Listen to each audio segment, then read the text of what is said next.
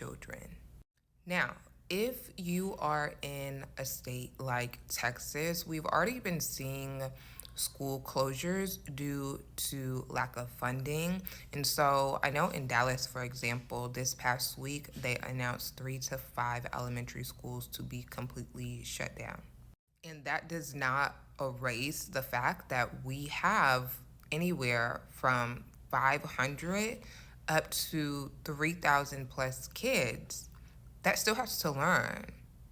They have to go somewhere.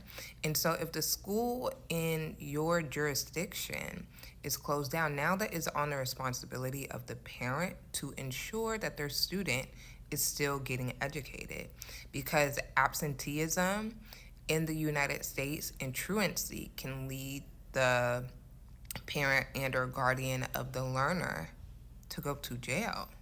So now people are going to have to wake up earlier to send their kids 20 miles to a different school because the school 2 miles away is closed down. In addition to this, let's talk about the intersection between food and education, specifically speaking on free lunch and free breakfast. Schools receive grants to give free lunch to students and free breakfast to students, essentially. That is why they always need students in the cafeteria during the allocated times of lunch, because it is a grant funded program. How grants also work, there's an evaluation side to grants. So it's not someone just giving you money and you're like, okay, I can promise you, pinky promise, that this is going to go to students eating. No, there is paperwork and documentation that has to be done to ensure that a school can continue to keep the status of free lunch for all students through different evaluation forms, whether that's audits, whether that is data tracking, whatever the case may be.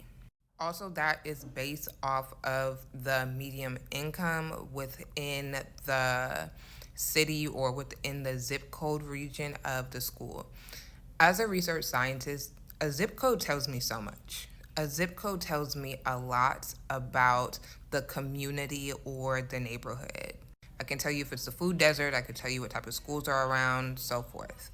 And I want to also note that I'm only talking about public schools. Even if you look at the case Brown versus Board of Education, you notice the desegregation of schools were only for public schools. You notice that all of these things only affect public educational enterprises, public institutions, is because private schools and private universities